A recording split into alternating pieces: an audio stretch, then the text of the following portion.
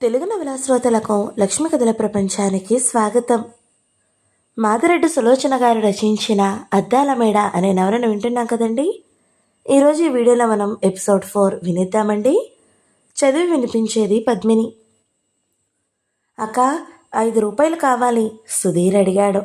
మొన్న 10 తీసుకెళ్ళావు, నోట్లే తింటున్నావురా. పెద్ద 10 ఎన్ని రోజులు వస్తాయి? రమణి 10 ఇస్తే ఆ రోజే సినిమాకి అయిపోయాయి. ఏమిటి, రమణి దగ్గర కూడా తీసుకుంటున్నావా? ఆమె అడిగింది. సుధీర్కు తన పొరపాటు తెలిసొచ్చింది. నాలుక కరుచుకున్నాడు. నీ దగ్గర, రమణి దగ్గరే కాదు పద్మిని, నా దగ్గర కూడా తీసుకుంటున్నాడు. నవ్వుతూ గోపీనాథ్ వచ్చాడక్కడికి. ఎంతిచ్చావన్నయ్య? 6 రూపాయలే కదా. సుధీర్ బుంగమూతి పెట్టాడు. ఒరే సుధీ, నా దగ్గర 10, రమణి దగ్గర 10, అన్నయ్య దగ్గర 6, 26. ఇవే అయ్యాయి కదరా. అమ్మ వెనక బజారు వెళ్ళి ఎన్ని కొట్టేస్తావు? నాన్నగారిచ్చే పాకెట్ మనీ ఏం చేస్తావు? పద్మిని నిలదీసింది. ఈ నెల నుండి ఖర్చు రాసి పెడతాలే. ఇంట్లో అందరూ సంపాదించేవారే. ఒకడిని ఖర్చు పెడితే అంతా మునిగిపోయేదేముంది? ఇక ఈ మొండివాడితో లాభం లేదు పద్మిని. మనకు ఖర్చు పెట్టడం రాదన్నట్టు మాట్లాడుతున్నాడు. గోపి నవ్వాడు. పర్సులో 5 ఉండాలి, తీసుకో, మళ్ళీ అడగొద్దు ఏం? సంతోషంగా సుధీర్ అక్క పర్సు తీశాడు. 5కు బదులు 10 రూపాయల నోటు జేబులో పెట్టుకున్నాడు. పద్మిని కోపంగా చూడబోయింది. మా అక్కయ్య మంచిది, ఎప్పుడూ తిట్టదు. నేను సంపాదించినాక మొదటి జీతంతో అక్కయ్యకు మంచి సూటు కాదు చీర కొంటాను. ఒరే సుధీర్, మొదటి జీతంతో వాచి కొంటానన్నావు కదరా. రమణి వచ్చింది. అమ్మకు గాజులు చేస్తానన్నాడు గోపి చెప్పాడు.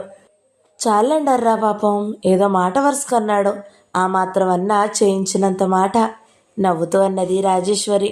నిజంగానే సంపాదించే ముగ్గురు, ఖర్చు చేసేది సుధీర్ మాత్రమే. ఎవరి డబ్బు వారు బ్యాంకుల్లో వేసుకోవచ్చానని చెప్పారు శేషగిరి. ఆడపిల్లల సంపాదన వాడుకోవడం ఆయనకి ఇష్టం లేదు. మగపిల్లాడు గోపీనాథ్ ఇవ్వాల్సిన అవసరం లేదు. కొందరు అలా ఇవ్వాలని అనుకుంటారు. శేషగిరికి అలవాటు లేదు. రాజేశ్వరి వెళ్ళిపోయాక అక్కడే కూర్చున్నాడు గోపి. ఏమన్నయ్యా, సినిమా ప్రోగ్రాం లేదు? లేదులే, ఒక సాయం చేయవా పద్మిని? ఏం సాయం? షర్టుకి ఇస్త్రీ పెట్టాలా? వద్దులే, ఇందిర వాళ్ళ పెద్దలు పెళ్ళికి ఒత్తిడి చేస్తున్నారు. ఉద్యోగం దొరికినాక ఆలస్యం దేనికంటున్నారు. అయితే అన్నయ్య పెళ్ళి చేయండి అంటూ నాన్నగారికి సిఫార్సు చేయాలా? అంతే. నాకై నేను అడిగితే ఏమనుకుంటారో. మరి కమిషన్ ఏమిస్తావు? పోవే పెద్ద షాను, ఆడవారికి చీరలు కావాలిగా, ఒక చీర కొనిస్తాను. 10 సార్లు చెప్పాను ఆడవారు ఆడవారు అనొద్దని. పోని మగవాడని అనాలా? ఏమనొద్దులే. గోపి మరోసారి కళ్ళతో అర్థించినట్లుగా అని వెళ్ళిపోయాడు. ఆ రోజు సాయంత్రం తండ్రిని కలుసుకుంది పద్మిని. ఏం పద్మిని, ఈ పూటేం పని లేదా? నవ్వుతూ తన పక్క చోటు చూపాడు. ఎప్పుడో ఉంటుంది, ప్రతిరోజు ఏం పని నాన్న? మీతో ఒక విషయం మాట్లాడదామని వచ్చాను. చెప్పమ్మా. అతని ముఖం రంగులు మార్చుకుంది. బహుశా కూతురు ప్రేమ విషయాలు వెల్లడిస్తుందనుకున్నాడో ఏమో. ఏం లేదు నాన్న, అన్నయ్య స్నేహితుడు మీకు తెలుసు అనుకుంటాను. తెలుసు, మదన్ కదూ. అతని చెల్లెలు ఇందిర కూడా BA పరీక్ష పాస్ అయింది. పాట్ పోయినట్టుంది. ఆ అమ్మాయి అంటే గోపికి చాలా ఇష్టం. తను ఉద్యోగం చేస్తున్నాడు. వివాహానికి మీ అభ్యంతరం లేదనుకుంటాను. నాకేం అభ్యంతరము?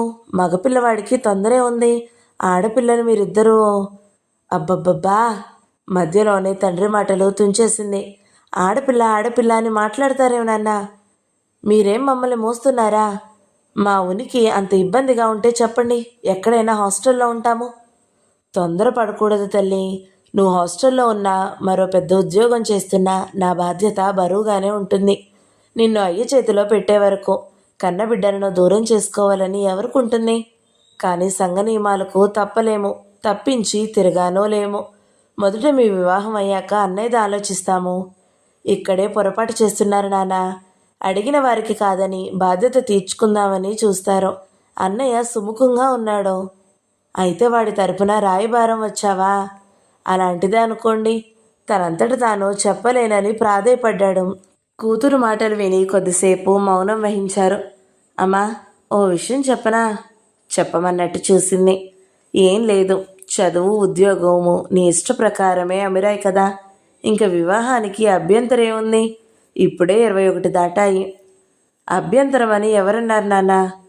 పోనీ నేను చూసిన వరుడు నచ్చుతాడా? బాగుంది, నవ్వేసింది పద్మిని. స్వతంత్రంగా ఉన్నంత మాత్రాన మిమ్మల్ని ధిక్కరిస్తానని ఎలా అనుకున్నారు? కాకపోతే నచ్చింది లేనిదే మొహమాటాలు లేకుండా చెప్తాను. అతని ముఖం వికసించింది. ఆ మాట నిన్ను అడగాలని ఎన్నో రోజుల నుండి అనుకుంటున్నాను. అబ్బాయిది తెనాలి. గుంటూరులో వెటర్నరీ డాక్టర్గా పనిచేస్తున్నాడు. పేరు బలరాం. 5-6 రోజుల్లో వచ్చి నిన్ను చూస్తామని అన్నారు.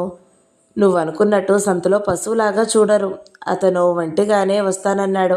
మన ఇంటికి భోజనానికి పిలిచాను. ఈ పాఠం అప్పగించుట బాగుంది నాన్నగారు. నవ్వింది. మరి రమణి వివాహ విషయం ఆలోచించారా? మేము ఆలోచించకపోయినా నువ్వు ఊరుకోవని తెలీదు. మనకు దూరబంధువులు అవుతారు. అబ్బాయి ఏదో సూపర్వైజర్ అట. వాళ్ళు ఆదివారం వస్తామన్నారు. అతని వెనుక మాత్రం తండ్రి వస్తున్నాడు. మీరెప్పుడు ఇందిర తల్లిదండ్రుల దగ్గరికి వెళ్తున్నారు? మగపిల్లి వారు వెళ్ళి అడగడం ఏం బాగుంటుందమ్మా? వారే వస్తే బాగుంది నాన్న మీ ఆధిక్యత. చికాకుగా చూసింది. మగపిల్లి వారు వెళ్ళి అడిగితే వచ్చిన నామోషి ఏమిటో. ఎంత చదివినా ఆ బూజు పట్టిన భావాలు వదలరు కదా. మీ అమ్మాయికి మా అబ్బాయికి స్నేహము, ఇరువురు వివాహం చేసుకుందాం అనుకుంటున్నారు అని అడగడానికి ఏం నాన్న? నీదంతా వితండవాదం పద్మిని. ఎప్పుడు వచ్చిందో గుమ్మంలో నిలబడింది సుందరమ్మ. ఆ మాట అవతల వారు అడగొచ్చుగా. వారమ్మాయి సిగ్గుపడి చెప్పిందో లేదో. చాలే సమర్థింపు. 4 రోజులు ఊరుకుంటే వాళ్లే వస్తారు. తండ్రిపై సాగినంతగా తల్లి దగ్గర సాగదు. అందుకే ఊరుకుంది. అనుకున్న రోజు బలరాం భోజనానికి వచ్చాడు. ఇంట్లో వారందరినీ పరిచయాలు చేశాడు శేషగిరి. అందరిలాగా సిగ్గుపడరాదు. వాలు చూపులు, వంగిన తలతో వారికి ప్రత్యక్షం కారాదని చేస్తున్న నిర్ణయాలు గాలిలో కలిసిపోయాయి. అతని వంక ధైర్యంగా చూడలేకపోతుంది. నిస్సంకోచంగా మాట్లాడలేకపోతుంది. అతను గోపితో మాట్లాడుతుండగా ధైర్యం చేసి చూసింది. నలుపు తెలుపు కాలి రంగులో మంచి ఒడ్డు పొడుగు ఉన్నాడు బలరాం. ఒత్తైన కనుబొమ్మలు, నిర్లక్ష్యంగా నుదురు తాకే జుట్టు, తెల్లని పచ్చిపాల వలెనున్న కళ్ళు అతడు అమాయకుడు, సరళ స్వభావుడు అని చాటుతున్నాయి. ఏమే, ఎంతసేపు పరీక్ష? చెవిరి దగ్గర గుణిగింది రమణి. ఉలిక్కిపడి చూపులు తిప్పింది. ఇంతకీ నచ్చాడా లేదా? మెల్లగా అడిగింది కొంటెగా చూస్తూ. నీ గోలేమిటే? మృదువుగా కసురుకుంది. ఇప్పుడెంత కోపం దేనికమ్మా? అంతలా చూస్తుంటే నీకు నచ్చాడేమో, అదృష్టవంతుడు. పోనీలే. అప్పుడే కోపము? పోనీ నీకు నచ్చాడా చెప్పు. నాకైతే చాలా నచ్చాడు.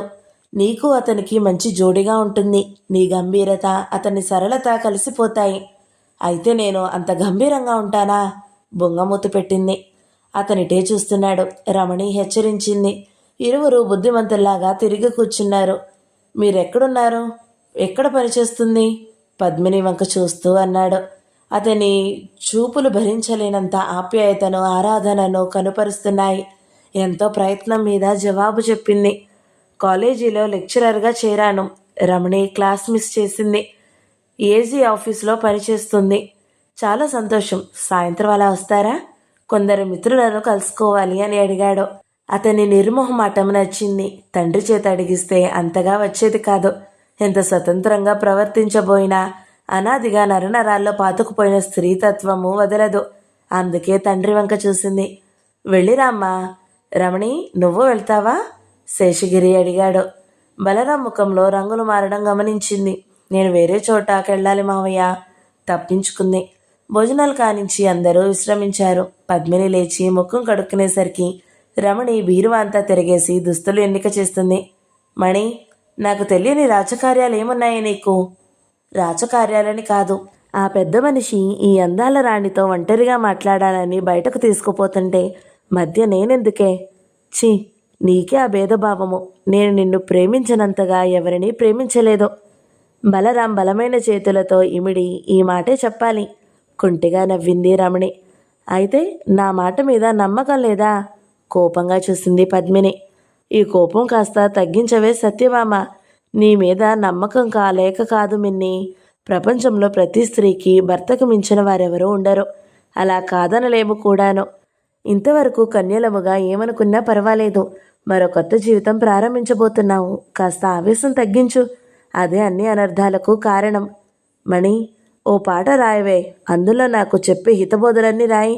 నన్ను పంపించేటప్పుడు పాడదు గాని వెక్కిరించింది. రమణి బాధపడుతుందని ఆమెకు నచ్చే విధంగా అలంకరించుకుంది. ఇప్పుడు అలాగే అంటావులే, పంపేటప్పుడు కానీ అర్థం కాదు నీకు. అమ్మాయి గారు, నన్ను పంపి ఉండాలని నీవు అనుకుంటే అది నీ పొరపాటే. ఇద్దరము ఒకేసారి వెళ్ళిపోతున్నాము. సరేలే, కాస్త అతన్ని బెదరగొట్టకు. చిన్నగా పద్మిని బుగ్గపై ముద్దు పెట్టుకుంది. లేచి బయటకొచ్చింది. తండ్రి కళ్ళతోనే వెళ్ళమన్నట్టు చూశాడో. అప్పటికే టాక్సీ ఇంటి ముందాగింది. ఇరువురు కూర్చోగానే కదిలింది. చాలా దూరమా మీ స్నేహితుని ఇల్లు? ఆమెదే మొదటి ప్రశ్న. నిజానికి ఏ స్నేహితుల ఇంటికి కాదు. మీతో మాట్లాడి మీ నోటనే మీ అభిప్రాయం వినాలని. ఇంట్లో పెద్దవారిని అడిగి మీ అభిప్రాయం స్పష్టంగా వెల్లడించకపోవచ్చు. అతను చిరుహాసం చేశాడు. అతని అభిప్రాయం ఎంతో నచ్చింది. ఆ మాటే స్పష్టంగా ఎందుకు చెప్పనట్టో కాస్త కోపం కూడా వచ్చింది. అలా చెప్పక స్నేహితుని ఇంటికన్నారే. మనమెంత నాగరికత అలవరుచుకున్నా కొన్ని విషయాల్లో పెద్దల ముందు బయటపడరాదు. మీ నాన్నగారితో మేము ఒంటరిగా మాట్లాడుకోవాలి. వెళుతున్నామంటే ఏమనుకుంటారో. ఇప్పుడు ఆయనను మన అభిప్రాయం అర్థం కాలేదని కాదు, అయినా స్పష్టంగా మాట్లాడకపోవడంతో ఆయన గౌరవానికి లోపం రానట్టు ఫీల్ అవుతారు. బాగుంది, నవ్వింది. టీవోలే థియేటర్ దగ్గర కారాపి ఇరువురు దిగారు. టాక్సీ అతనికి డబ్బులు ఇచ్చి పంపించేశాడు బలరాం. పార్కులో అతను కూర్చున్నాడు. అతనికి కొద్ది దూరంలో ఆమె కూర్చుంది. ఇప్పుడు చెప్పండి, వివాహం పట్ల మీ అభిప్రాయాలు ఏమిటి? మీ నాన్నగారు మా అమ్మాయి నిజాయితీ గల పిల్ల ఎలా కాపురం చేసుకుంటుందోనని ఒక్కటే దిగులు పడుతున్నారు.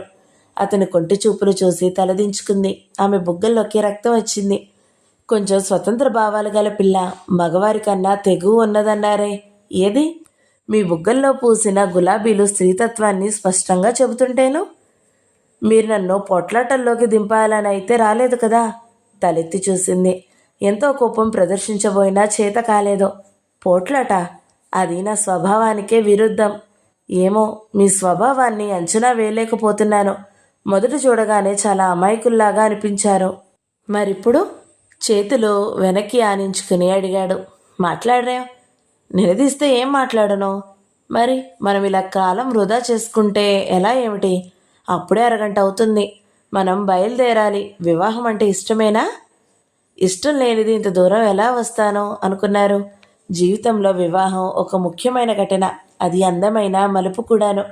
నాకు నచ్చని విషయమల్లా పురుషుడు స్త్రీని బానిసగా చూడడమే అని మీరు అనుకుంటున్నారు. ఆ కాలం పోయి చాలా కాలమైంది. ఇప్పుడు స్త్రీదే పైచేయిగా ఉంది సంసారంలో. ఎక్కడా? ఇంకా పురుషుని అధికారమే సాగుతుంది. సంపాదిస్తున్నాడని గర్వం. పొరపడుతున్నారండి. అందరి విషయము అలా అనకండి. మీ ఇంట్లో మీ నాన్నగారు అధికారం చూపుతున్నారా? ఎక్కడో ఒక చోట. నాన్నగారు లాంటి వారు ఉండగానే కదా. నిజంగా ఆయన విశాల హృదయాన్ని నేను అభినందిస్తాను. అలాంటి తండ్రి కడుపున పుట్టినందుకు నేను గర్వపడతాను కూడా. ప్రతి విషయంలో అమ్మ సలహా కోరుతారు. ఆమె మాటను గౌరవిస్తారు. ఆ మాట అంగీకరిస్తారు కదా. మీరు ఊహించినటువంటి పురుషులే ఎక్కడో ఒక చోటు ఉంటారు. చూడండి, మీకు కోపం రాకుంటే ఓ మాట చెబుతాను. ఎక్కడో ఒక స్త్రీ బాధపడుతుందని పురుషులంతా చెడ్డవారని, స్త్రీలంతా సుకుమారులు మంచివారని అనుకోరాదు. కొందరు స్త్రీలు కూడా తమ అధికారాలతో సంసారాన్ని నడివీధికెక్కించేవారున్నారు. పురుషుడు దినమంతా కష్టపడేది తన భార్య బిడ్డల్ని సుఖపెట్టడానికే. అవునంటారా? ఎక్కడో ఒకరు స్వార్థంతో వారిని నిర్లక్ష్యం చేయడం వేరుమాట. అంగీకరించాలండి, నవ్వి అన్నది. అంత నెమ్మదిగా కనిపించిన మనిషి ఎన్ని మాటలు చెబుతున్నాడు.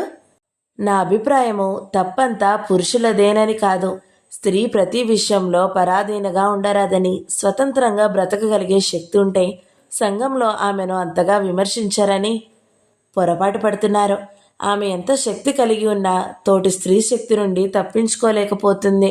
పొరపాటున ఏ స్త్రీ అయినా తప్పు చేస్తే ఎత్తి మాటలు స్త్రీవంతే అవుతుంది. అటువంటప్పుడు పొరపాటు ఎవరిదంటారు? పోనివ్వండి, ఈ ప్రశ్నలు జవాబులతో విసిగిపోయాను. మరేమైనా మాట్లాడండి. మీ ఇంటి విషయాలు చెప్పండి. ప్రసన్నంగా అతని వంక చూసింది. చెప్పడానికి ఏమున్నాయి?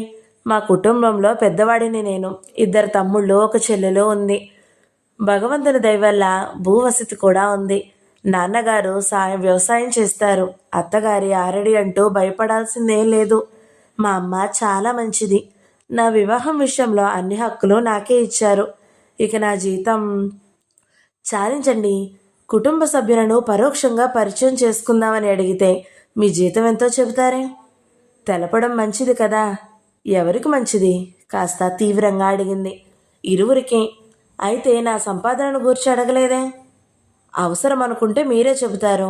పోనీ ఈ పురుష పుంగవునిపై ఎప్పుడైనా సదభిప్రాయం కలిగిందా? దురభిప్రాయం అన్నది ఎవరు చెప్పారు? మన వివాహం రమణికి వరుడు కుదిరే వరకు ఆపడం అంగీకారమేనా? అవసత పదమై అడిగింది. తప్పక ఆగుతాను పద్మిని. ఆమె గడ్డం మునివేళ్లతో పట్టి ఎత్తాడు. ఏది, నా వంక చూసి చెప్పు. ఈ వివాహం ఇష్టమేనా? ఇంకెన్నిసార్లు చెప్పాలి? ముఖం పక్కకి తిప్పుకుంది. చాలా సంతోషం పద్మిని. నీ సహచర్యంలో నా జీవితం స్వర్గం చేసుకుంటాను. ఇలా అభిప్రాయాలు వెల్లడించుకునే అవకాశం ఎంతమంది పెద్దలు తమ పిల్లలకు కలగజేస్తారు? ఈ విషయంలో మనం అదృష్టవంతులం. ఏమంటావు? ఏమంటాను? ఇక నుండి మీరేమన్నా నేను నిజమనాలిగా. చిలిపిగా చూసింది. అతను గలగలా నవ్వేశాడు. విద్యార్థులను ఆట పట్టించినట్లు నన్ను కూడా ఆటలు పట్టిస్తావా? లేచి ఆమెకు చెయ్యందించాడు. అతని చెయ్యి ఆసరాగా ఆమె లేచింది. హోటల్కి వెళ్దామా? ఏం చెప్పలేదు. అతని స్పర్శలోని పులకరింతను తలుచుకుంటూ నిలబడింది. అతను వెళ్ళి ఏవో డ్రింకులు పట్టించుకుని వచ్చాడో. ఇరువురు తాగారు. అతను మల్లెలు మరువం కలిపిన మాలను కొన్నాడు.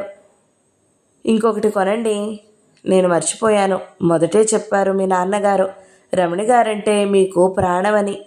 అతను ఇంకొకటి కొని ఆకుల్లో పొట్లం కట్టించాడు. తలలో పెట్టనా? ఏమిటా చూపులు? ఇది రోడ్డు మందలిస్తున్నట్టుగానే చూసింది.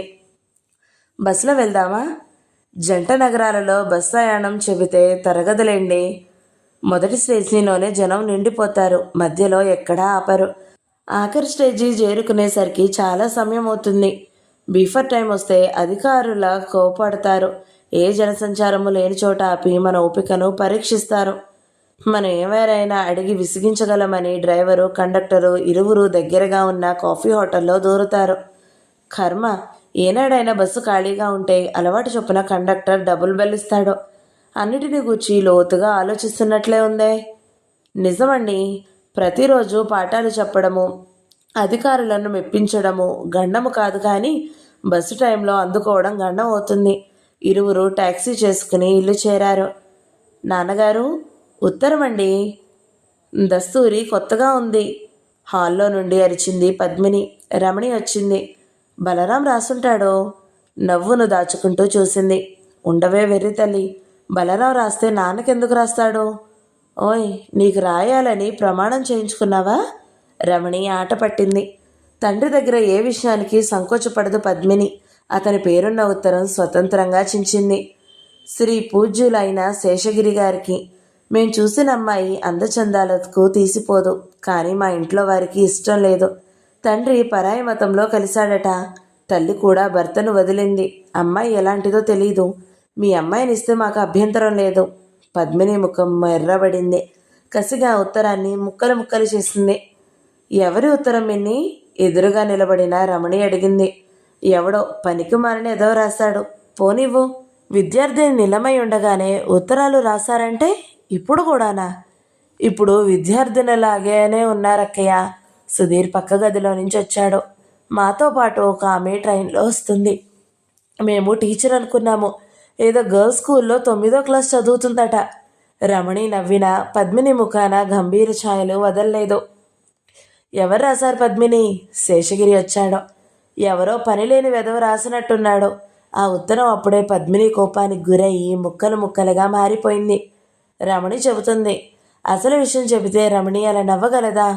లేదు, అసలు విషయం చెప్పరాదు. పువ్వులాంటి రమణి మనసు వాడిపోరాదు. స్వచ్ఛంగా అమాయకంగా నవ్వే ఆ యువతిని చూసి ఎక్కడ లేని జాలి పడింది. దగ్గరగా వెళ్ళింది. ఏమిటే అలా కొత్తగా చూస్తావు? అప్పటికే శేషగిరి గారు వెళ్ళిపోయారు. రోజు రోజుకు నీలో కొత్త అందాలు కనిపిస్తున్నాయే. బలరాం గారు 1 గంటలో కవిత్వం కూడా నేర్పారులే ఉందే. కిలకిలా నవ్వింది. దాన్ని ఆటలు పట్టిస్తున్నావు గాని మరి ఇవాళ రేపో నీ సంగతి తేలిపోతుందిలే. సుందరమ్మ వచ్చింది. పో అత్తయ్య. రమణికి ఎక్కడ లేని సిగ్గొచ్చింది. అక్కడ నుండి పారిపోయింది. ఈరోజు వాళ్ళ ఉత్తరం. అలా చూస్తావేమే, రమణిని చూచిపోయిన వారి ఉత్తరం వస్తుందనుకున్నాను, సుందరమ్మ అన్నది. మీకు నచ్చారేమో కానీ నాకేం నచ్చలేదమ్మా. నాన్నగారితో చెప్పు వేరే ప్రయత్నించమని. నీకెందుకు నచ్చలేదే? అబ్బాయి అందంగా లేడా? అందం ఒక్కటే కొలబద్ద కాదు. నాకు నచ్చలేదు. కూతురికి నచ్చకపోతే రమణికి నచ్చడని తెలుసు. ఈ కాలం పిల్లలు ఏం పిల్లలో అనుకుని వెళ్ళిపోయిందామె. పద్మిని తేలిగ్గా నిట్టూర్చింది. పద్మిని లెజర్ పీరియడ్లో కూర్చుని హంగ్రీ మౌంటైన్స్ అనే నవల చదువుతుంది. 10 మంది విద్యార్థినులు వచ్చారు. మేడం సంకోచంగా గది అవతల నిలబడిపోయారు. రెండమ్మా. పుస్తకం మూసి వారి వంక చూసింది. వారంతా వచ్చారు. Congratulations madam. ఎందుకు? మీ మ్యారేజ్ అట కదా. ఓ థ్యాంక్స్. అప్పుడే మీ దాకా ఎలా వచ్చింది?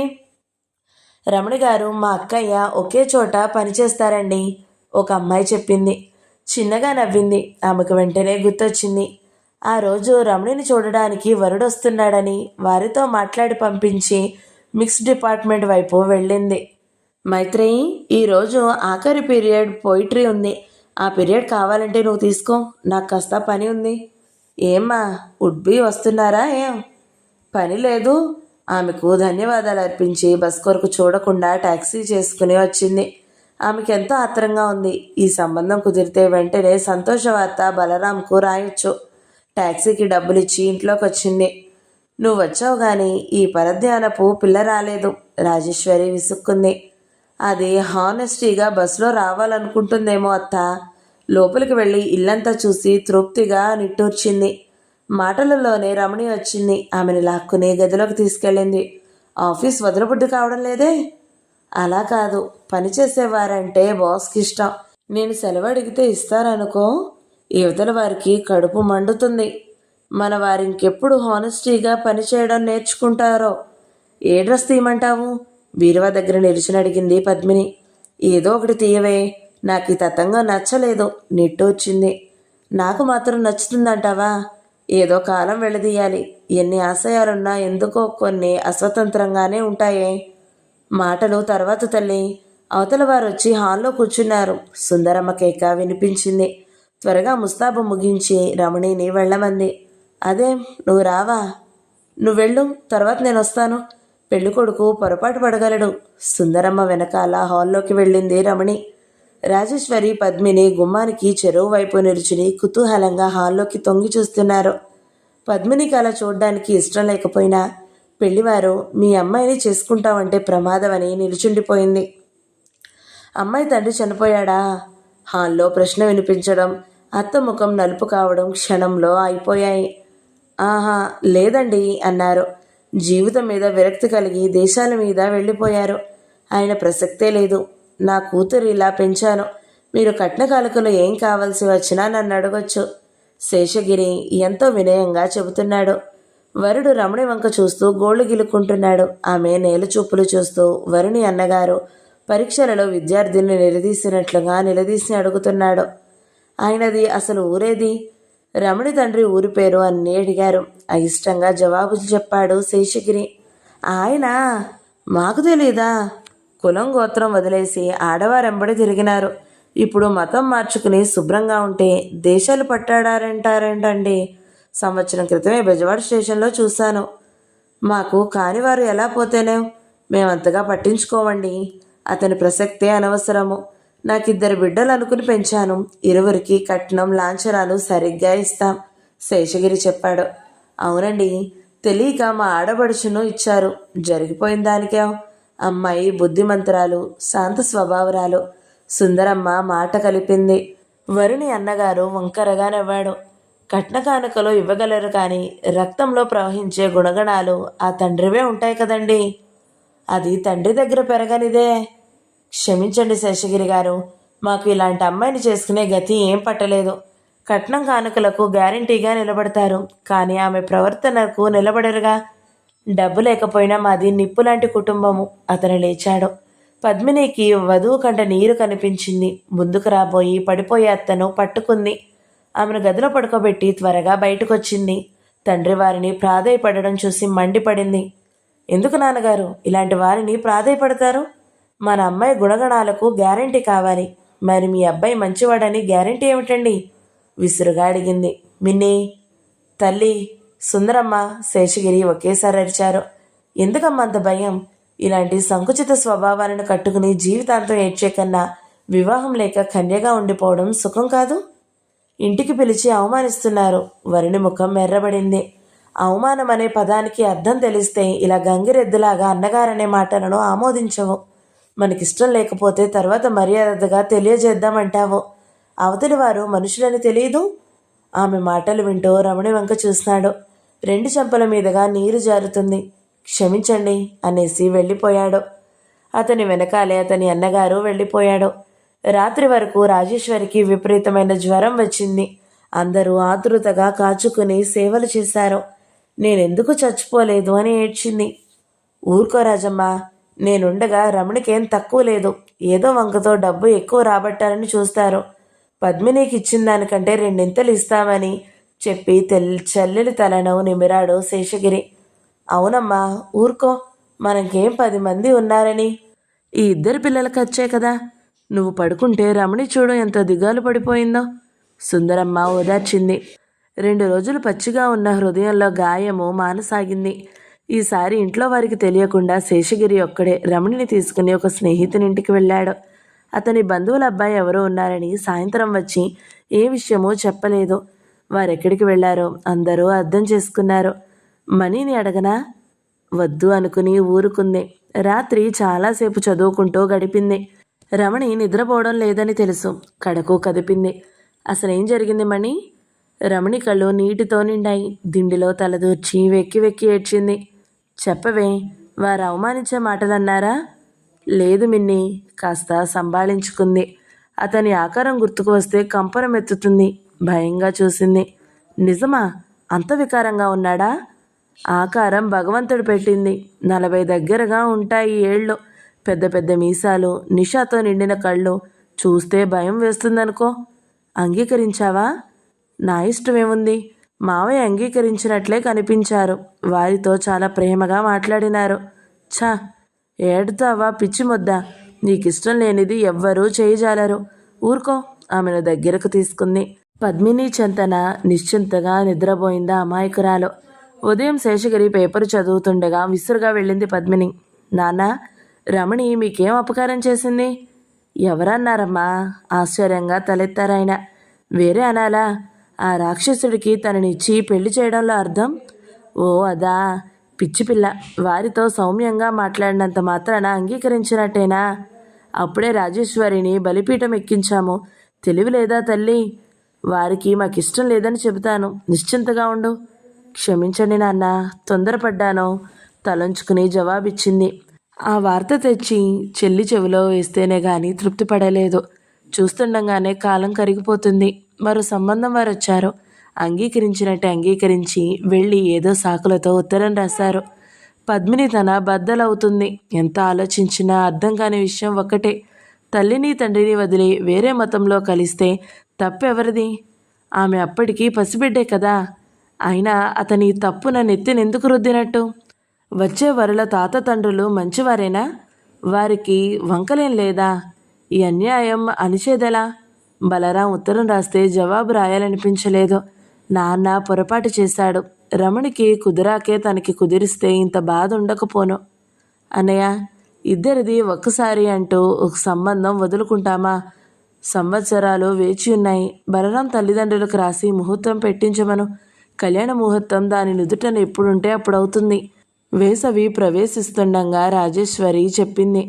ఆలోచిస్తానమ్మా. శేషగిరి మెత్తబడినాడు. పద్మిని హృదయం అల్లకల్లోలమైంది. వెంటనే బలరాంకి ఉత్తరం రాసి నిశ్చింతగా నిద్రపోయింది. అద్దాల మేడ 4వ భాగం సమాప్తం. ఈ వీడియో మీకు నచ్చినట్లయితే లైక్ చేయండి, షేర్ చేయండి, మంచి కమెంట్ పెట్టండి. మరొక వీడియోతో మీ ముందుకు వస్తాను. అంతవరకు సెలవు మరి. నమస్తే.